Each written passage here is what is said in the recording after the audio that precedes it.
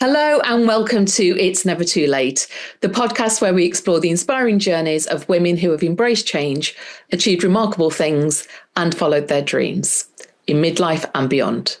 I'm Claire Roberts-Molloy, midlife mindset coach, and in each episode I'll be speaking with women who prove that age is just a number and it's never too late to chase your dreams and achieve your goals. And today I am joined by the rather fabulous Claire-Elaine Payne, Business and Leadership Expert.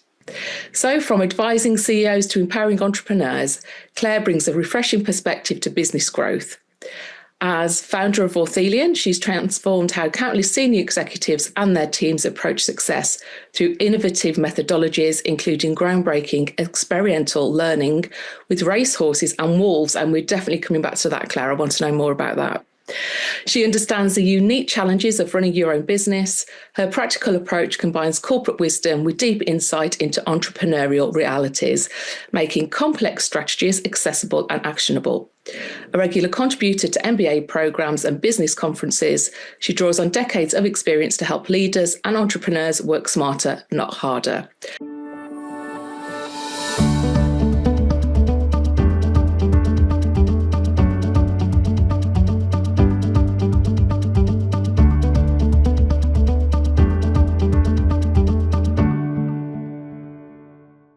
So welcome, Claire. It's an absolute delight to have you here today. It's a pleasure to be here.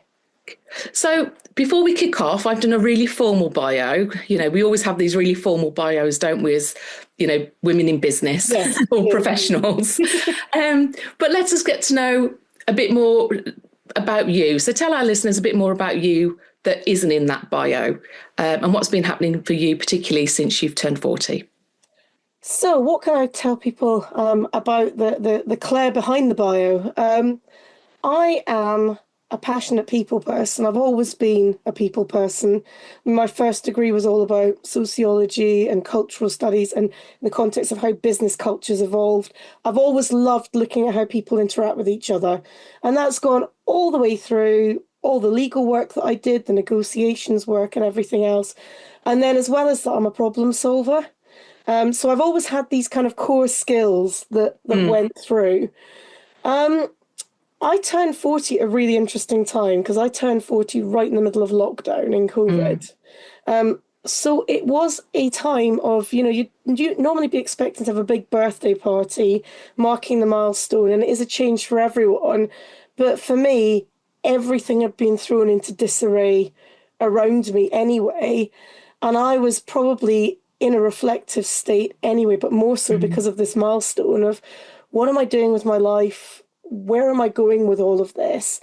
And I think probably I was fairly early on in a journey of coming out of a traditional corporate career. So I'd already got to the point when I had my children in my 30s where I went, do you know what? I don't think I want to be tied to a desk traveling all the time. I don't want to be working 24/7. I want to be at home. I want to have my family around me and spend time with, you know, my daughter growing up. I want to be there for her. So I'd already gone through that bit of my journey and come out to become a consultant and have more of a portfolio. But I was still very much doing the safe, tried and tested. I was using other people's material. I was doing the prescribed way of how do I run this case or how do I fix this problem in a business? And I think the thing that changed for me, particularly around that milestone, was going, actually, I've got an awful lot of experience here that I've gathered over my life. And I keep seeing things that I could do better, but not having the guts to put my head above the parapet and go, do you know what I'd really love to do? I'd really love to teach people how to do this that I've worked out for myself. It's not in someone else's book. It's not somebody else's process. These are the things that I do, that I've learned, that I've started implementing, that I know work. But it was that confidence thing. And turning 40 somehow for me kind of gave me that permission to go, I've got a huge amount of expertise here. Do you want to start learning something from me instead? So instead of showing other people's things, I started doing my own. And actually, it was brilliant for me because it also gave me the confidence to start doing my own research. And that's how I ended up sitting in a field surrounded by wolves, going, what can wolves teach us about leadership? Because I'd known, excuse me, I'd known for a very long time that humans learn about how we collaborate and work with each other from watching wolves.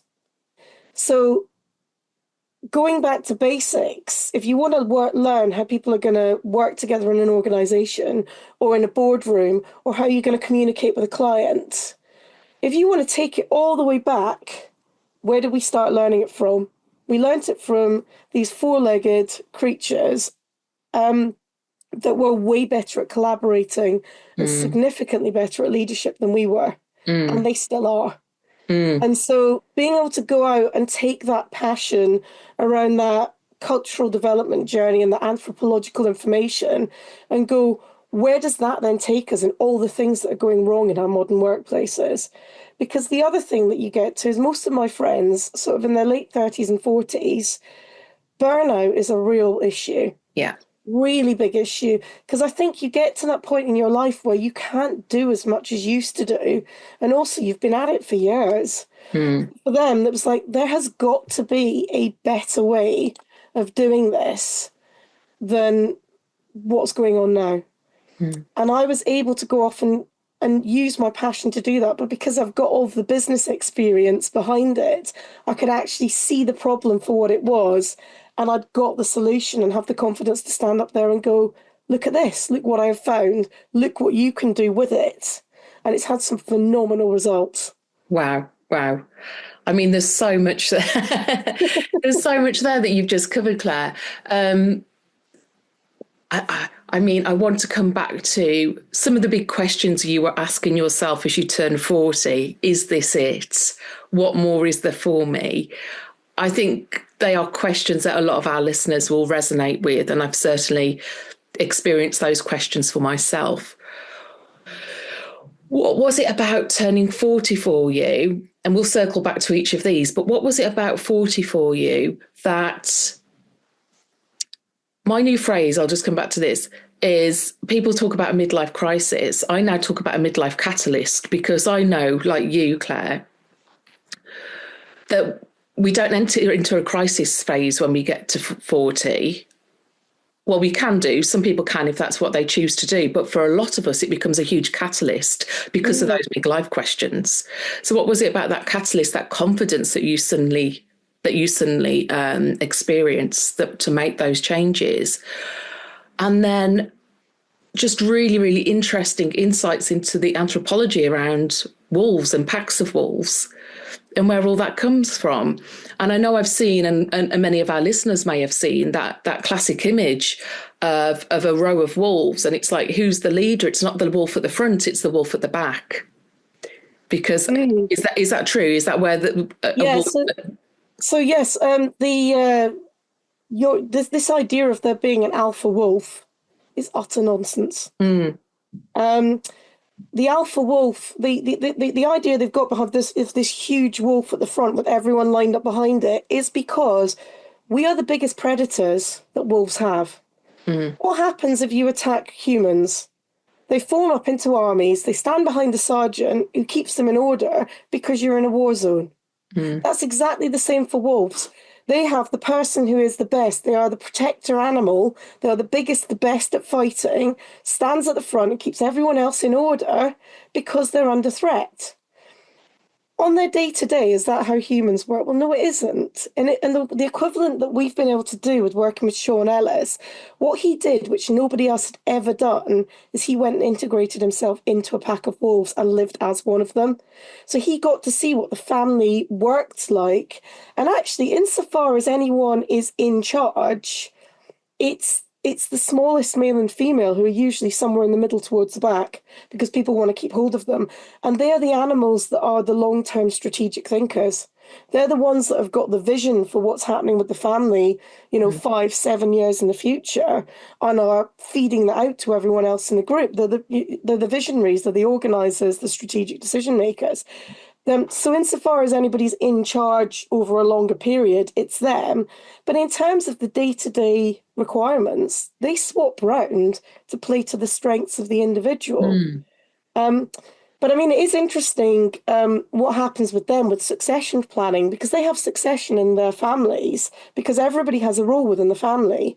And they've got this amazing ability to breed to get specific personalities. Oh, wow. And they'll communicate with other packs nearby so they can swap specific roles. But, you know, I need one of these and one of these. Could you breed them? And then we'll swap and we'll do those for you. So they keep the gene pool going as well. So it's very well organized. They literally design the group, they design the children they're going to have. But they get to a point in their life where they've done the job. So they are, as a pup, learning the job. They then do the job for a chunk of their life. And then they do this thing where they transition into a nanny role. It's where they transition into this role where mentoring and coaching and bringing on the next generation become the primary focus of what they spend their time doing as the generation below come into doing those more functional roles. And I think circling back to that question you had about what was I thinking about coming up to 40, for me, it was the beginning of that transition. And I think what was so interesting for me is I was kind of torn at the time because 40 sounds really old. You know, when I remember sitting there in my 20s going, yeah, 40, that's getting on for it. You know, I'm now well into my 40s and going, actually, I don't feel that old at all. I've still got loads of energy. And in fact, if anything, I've got more to give because I'm more efficient, more knowledgeable. I've got more experience behind it. So what I can actually create and what I can do now, significantly more than I ever had in my 20s, even with, you know, possibly the extra physical energy that you have at that age. So what was I thinking about? I was thinking, yes, it's a milestone. Yes, it used to be this thing that was very old, but actually now most of us are going to work until we're, you know, mid-60s, if not older. So in terms of your career, it very much is, it's kind of the end of the first phase. So for me, it was the end of the learning phase. It was the end of the trying things out to see what I could do, finding out what I was good at, finding out what difference I was going to be able to make in the world. And for me, as I look forward from my 40s onwards, it was, so what are you going to do with that? It was when I get to my 80th birthday, what do I want to look back at and have done with my life? What impacts am I going to leave? You know, how am I going to leave things better than when I found them? And I'm certainly not going to do that by sitting 9 to 5 doing what everybody else tells me and doing things the way that they've always been done. And so for me, it was that catalyst, but I would have called it a liberation. Wow. It felt very empowering because there was a permission that came with turning 40, which kind of carries a bit of gravitas with it. I'm not a kid anymore.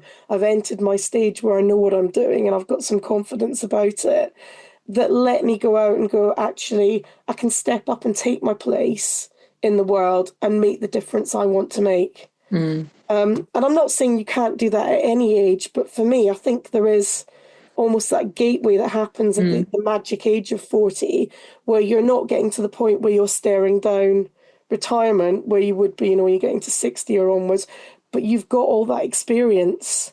And so you've almost got this golden age that I think you hit in your 40s, where you go, what stamp am I going to leave on the world? What's my legacy that's going to come after me? And you start building it.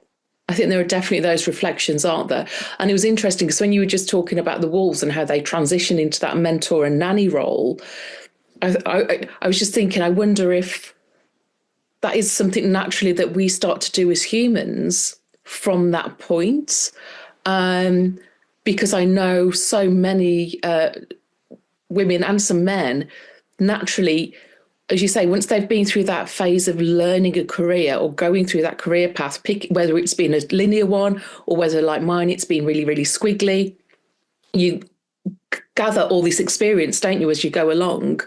And then so many of us look to become consultants and coaches when we reach 40 and beyond. And I'm just wondering if again, we're mirroring that sort of wolf pack mentality by transitioning into those roles. I think we absolutely are. I think we do it both in work and in our personal lives.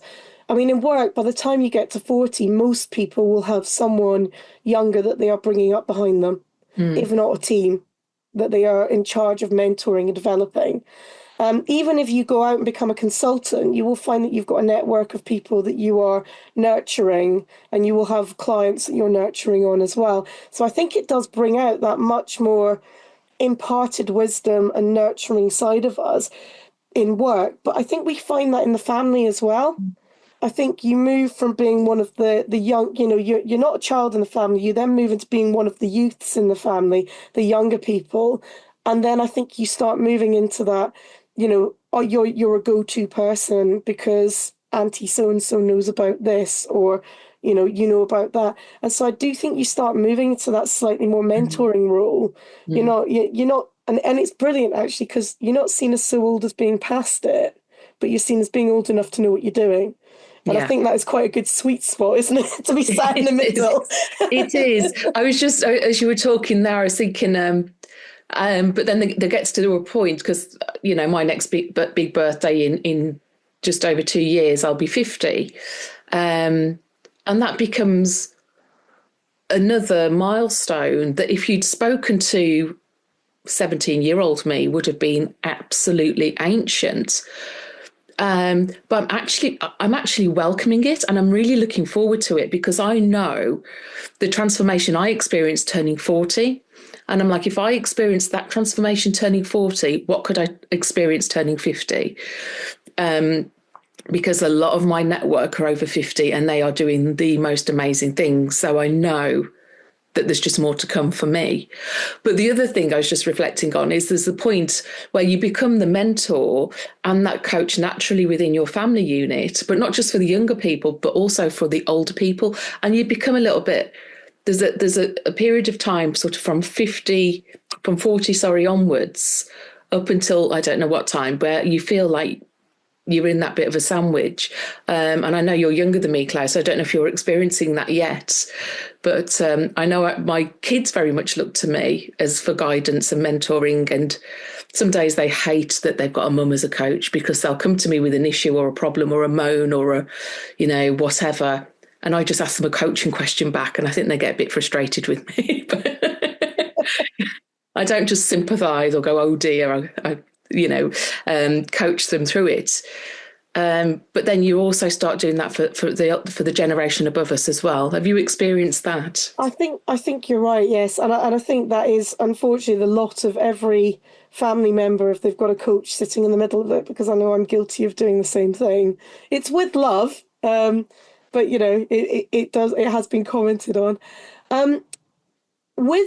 I think you are in the middle of you're in the middle of generations, because you're bringing the generations up behind you, but also the generations beyond you are getting to the point where they are slowing down. And we've found this, my husband and I, with our parents. We are taking more of an active role in helping them out, and also in helping them to navigate the world as it is now, which is very different. And I think the older you get, the harder it gets to be able to do that. I think, as I said, when you're in your 40s, you're kind of in that sweet spot where you are very much part of the modern world and still moving and evolving with it. New technology is something that we are used to picking up, and we're quite comfortable with that. If you take that the generation beyond us, they can struggle with that a lot more. And so they're looking to us to bridge the gap. And I think a lot of people in their 40s as well, it's when you first start becoming carers for the older generation as well. And that does change your relationship a lot. Because, you might have had this relationship where it's very much a parent-child relationship up to that point. And you may have got to the point where you were adult to adult, but suddenly you almost take on the more senior mentoring responsible role, and they're looking to you to be looked after. And I have to say that, that's been a big transition for me, and a change in those relationships. It's not a good or a bad thing, but it is a definite shift in the way that your life is constructed. And it's a big shift as well, I think, in how you view yourself and your own identity. And I think your priorities start changing because of that as well, because you've got these different responsibilities, and because it's bringing out that side of you, which is more nurturing and is more mentoring and is more sort of, in a way, leading, because you are pulling everybody from both sides of the generations with you. It does very much change your view of yourself. Absolutely. Absolutely. And I think you touched on that at the beginning when you were introducing yourself at What's Claire Behind the Bio. You said, you got to a point and you had your children and the priorities needed to shift and change. And where you spent your time changed. What was important for you changed. And I know you came from, you said a corporate career, but you had a significant career within law, didn't you? And I know you've still got sort of fingers in the pies, so to speak, haven't you there? But yeah, you have managed this transition really, really well. So you've had this long career, you've been through law, you've now come through to business and leadership. But was there anything that younger Claire dreamt of doing that you haven't yet done? Oh gosh. So I'm still very much a lawyer, but I work as a lawyer on my terms, is the way I'd probably best put it. And I've always been dual qualified as a lawyer and a business consultant, so they've grown up side by side. And I think the business consultancy is just coming more to the fore the more senior I get and the more I become a leader myself. Is there anything that I wanted to do? I think going back to Claire as a child, I loved being on the stage. I loved performing. I also loved being outside with animals. I had a dog. I've always loved dogs. Done work with various dogs charities in the past, and I had a stables next door to me, so I'd spend as much time as I could outside with the horses. So for me, it's what did Claire as a younger child dream of doing, and it was pretty simple. It was being on the stage in front of people, and it was being out in nature with animals. Certainly, I've nailed quite a bit of that in my 40s, I have to say. There was a big time though where none of that was part of my life. When I was in the more traditional corporate career, I very rarely got out to speak in front of people unless it was a very specific work thing. Now I talk at events all over. Love getting up in front of people, love sharing ideas, love seeing what we can catalyze in the room and make it happen, because watching those light bulbs turn on and watching people feel, reinvigorated so that they can go out and do something bigger, those little ripples in the pond that go out, is just absolute joy for me. And then I get to spend my time teaching people how to have impact and influence whilst playing with racehorses. I get to take people in and introduce them to wolves that are nothing like they would expect. And they will go in going, gosh, this was something I thought would be really scary. And they come out of it going, that was one of the most amazing experiences of my life. And I get to do that as a job now. So I am pretty much living my childhood dream. Which is amazing, isn't it? That's amazing. So I always ask that question because I have a real curiosity about people's lingering dreams, as I call them. Those things that are at the back of your head, usually from childhood, that because everything else gets in the way and, you have to be, society tells us we have to be sensible adults and grow up and do sensible things and, follow this traditional path, that quite often, especially as women, more predominantly, we tend to push to the sort of the back burner. So I'm always curious as to what actually, if you could do anything, what would it be? And I love the fact that you're now living that.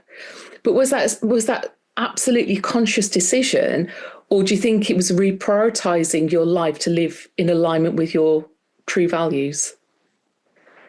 I think the initial start of this journey started from the wrong place. It started from a place of fear.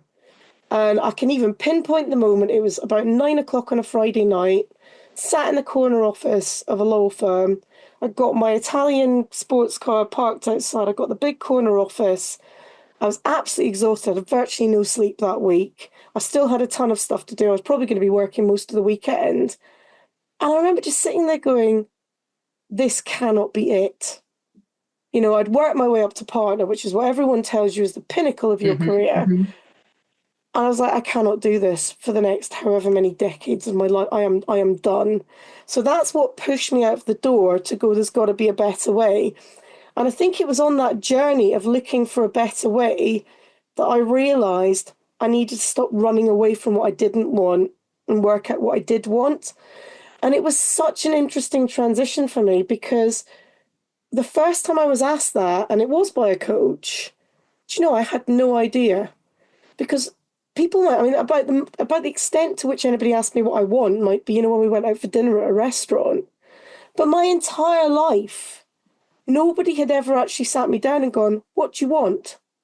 The expectation had been there from when, right from when I was a child. You're going to do this. You're going to have a professional career. Oh, you're bright and you're good at these subjects, so you'll have this career. Oh, you're going to do this in this career and work your way up to being a partner in a law firm, because that's a good career to have. You'll get married. You'll have children. Everything. It's been an absolute joy and a brilliant ride, but it was all what was expected. And it was a good idea, and someone else had said that's a good thing to do. And I'd gone, well, that seems like a good idea, so I'll do that then. And so I did spend a good while sitting down and playing with, what do I actually want to do? And finding what brought me joy, and finding what I was interested in, and reconnecting in with, as I said, little Claire. And when I was a kid, what were the things that I could spend all day doing and just be thoroughly immersed in and enjoy, and the things with the animals and the performing, and what were the things? And I was like, I need to start trying these again. I need to find ways to do this as adult Claire, because you stop playing. And I think for me, the biggest thing I would say to anybody as they get into this transition, start playing again. Go to those days where they've got give it a go day, where you just get to try to make so. It doesn't matter if it's rubbish. It doesn't matter if you're no good at anything.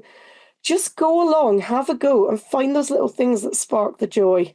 Because if you can spark the joy, you will be able to do it till the ends of the earth and still have energy to do more of it. And it was then going consciously, this is what I love.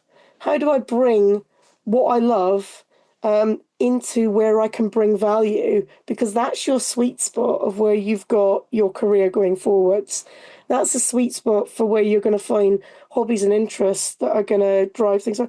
And if you get that right for you, it knocks onto all your family as well. All the people around you get the benefit from it too. Absolutely. So it was a big journey for me. And it did take a lot, but I still go out, I still give things a go, I still keep playing with things. And if I find something else that looks fun, I think, well, how am I going to bring this in? Yeah, I love that. Yeah, that's it sounds very similar to my approach. I'm all about the joy. People say to me, like it's a bad thing, you celebrate everything. I'm like, yes, I do. Why it's not a bad thing? Because if we don't celebrate things and we don't experience joy and create joy and discover joy in our lives, then it's a really sad life, isn't it? Why are we not trying to maximize the fulfillment in our own lives? I think there's this societal expectation that's frivolous. Unless you're not hating what you're doing, you're not working hard enough. And I think there's a lot of narrative to rewrite around that. People often ask me, how do you do everything you do? And the way I do everything I do is because for me, I enjoy doing it. So it doesn't seem like work. Because like you, I consciously went out there and said, where is my energy highest? Where do I feel that spark within me? And that's when I'm working with groups of women. That's when I'm on stage. That's when I'm creating impact. I think that's a magic. I mean, there's a magic there of time management.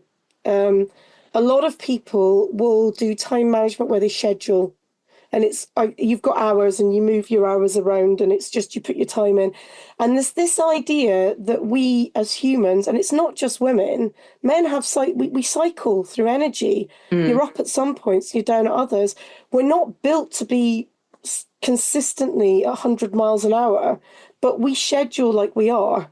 If you start leaning into what lights me up, what fills me up, there will be things that you have in your day-to-day life that fill you up. There will be things in your job that fill you up. There will also be things like, for me, it's doing things like filling out all my receipts and doing the bits for my accountant every month, which do not fill me up with any joy whatsoever. They have to be done. But what I look at is when I look at how I'm balancing my diary, I look at, have I got enough things in there that are going to light me up to counteract the things that are going to drain me? Mm. And if I've got a whole day that's going to drain me, I need a whole day that's going to fill me up afterwards. Yeah. I think the thing that, coming back to this point you had about celebrating things as well, do you know, we miss out in this like always on culture, we miss out on so many growth opportunities because the way that you grow is actually, it's like a spiral. And what most people do is they plan, do, plan, do, plan, do. So they just keep doing it and doing it and doing it and doing it and doing it. And they very rarely stop to realize how far they've gone. So it does two things to you. One of them is you feel like you're not getting anywhere. And it's not until someone sits down and goes, do you want to just tell me what you've actually done over this period of time? And you suddenly go, crikey, that's a lot. But you felt like you've just been banging your head against the brick wall because that's the only bit you're focusing on. But the other thing is, and I watch the wolves do this, they will do something which is a big piece of activity, and then they all chill out and they rest. And that period of rest, they're not just resetting their energy, they're not just conserving their resources, they're thinking. I mean, you can watch them and they do have real contemplation bouts. And the thing about when you stop and pause and rest and you give yourself a chance to just reset and reflect, what you realize is you can go, what went well? All right, what didn't go so well? And next time I do this, what am I going to do better? And that means that instead of going round in circles or instead of banging your head against the same brick wall, what you actually do is you spiral upwards and you get better and better at what you're doing and more efficient at it. And because you do that incrementally over time, you're not wearing yourself out and you're getting better and better and rising and rising. And everybody I know that is phenomenally successful has those spaces where they put in, I'm going to reflect on what I've achieved. And then I'm going to think about where have I got to, why have I got there? And just take it apart. Get the golden nuggets out of it and take them absolutely forward. And that's what I always say to my clients and to the members of my She network is that, and when I say celebrate, it's stopping to pause and recognise your achievement, really. The celebration can be something really small. The celebration can be I go and lie down in a dark room for an hour to think about it. It could be anything. It could be I'm going to go and buy myself a bunch of flowers, or I'm going to go out for a meal or a drink, or run a bath. It could be any celebration. It could just be acknowledging the achievement. And it's so important because I was caught up in that plan, do, plan, do, plan, do. And that's where you are at risk. One of just not recognising what you've achieved and feeling like you're on this treadmill and feeling unfulfilled. But also I think that's one of the pathways to burnout. Is when you're doing that. So big question, when any of my clients, any of the women in my network say they've done something, we reflect on it. We do that. What have you learned? What could go better? And then I go, okay, what are we doing to celebrate? How are we marking the, because I just think it's really, really important. But I love that. I definitely want to come on one of your sessions and come and meet these wolves. They sound like marvelous creatures. I'm being a wolfroony, and it feels like I should naturally come and meet them. So before we wrap up, because I know we could just keep talking for hours, couldn't we, Claire? I've been talking a lot with some women recently about role models and about what one of my dear friends called powerhouse women. And they are the women who are going out there, they're giving the example to people coming up behind them of how life can transition, how you can live in alignment with your values, how you can go back and visit your younger self and go, come on, let's create the life that we actually wanted when we were younger. And then we become their role models. So I ask all of the guests on this podcast, who were your role models, or who are your current role models? Oh, there's been so many over the years. And I would love to come out, and I think it's easy to trot out a list of celebrities. But I think really, for me, it's been a whole host of meeting individual, not just women, but men as well, and looking at them and saying, how have they managed to do what they do? So rather than putting people on a pedestal, actually seeing them as a human being and looking at them and finding out what are their strengths and asking them the questions. A lot of people will look at somebody and go, oh, they're really successful. I don't know how they got there. Whereas I learned, I think pretty early on, I started just going up to them and going, I'm really impressed. How'd you get there? Tell me what you've done. People love talking about themselves. And so and I've never met somebody that I don't find interesting that doesn't have some piece of wisdom that they can impart to you. There is always something that somebody else knows that you don't. And so what I've done is over the years, the people that I've found that have made partner, that's how I climbed the ranks so quickly. I went, how did you do it? How did you win those clients? How do you keep those clients? How do you do that? How did you build that network? How did you start a podcast? Because I really admire what you're doing. And I've just reached out and had conversations with people and then gathered up that learning into myself. And so I think this is why I always shy away from giving a list of celebrities, because I always think celebrities feel so far out of reach. These are people whose podcasts I might follow or things like that, but they are so far removed from me. Whereas actually the people that have had the biggest impact are the individuals in my life I've come across and gone, oh, I'm quite impressed about that. Can I connect with you and find out more? And they are the ones that have had the biggest impact on my journey. Yeah. And if you reach out to people, it's amazing what help they'll give you as well. Yeah, it's interesting because I always ask that question, and there is always a temptation to come out with, your classic role models. But I ask that question because it's a question I've often been asked. And my role models have very, very, very, very rarely been anyone of celebrity status. They've always been key people at the right time in my life. And they could have been a role model just for one really small area. And I find that they're the most fascinating role models because they probably don't even know they're a role model. Yeah, absolutely. Yeah. So it's been as a parent going, I love the way that person mothers their children. I want to be more like that. It's seeing someone who's, as I said, phenomenal at sales and going, how do you get that conversation to look so easy? How do I do that? What can I learn from you? And yeah, they are the people that have the biggest impact. Absolutely. Right. Brilliant. Absolutely fantastic. So thank you so much, Claire. I mean, for sharing your story.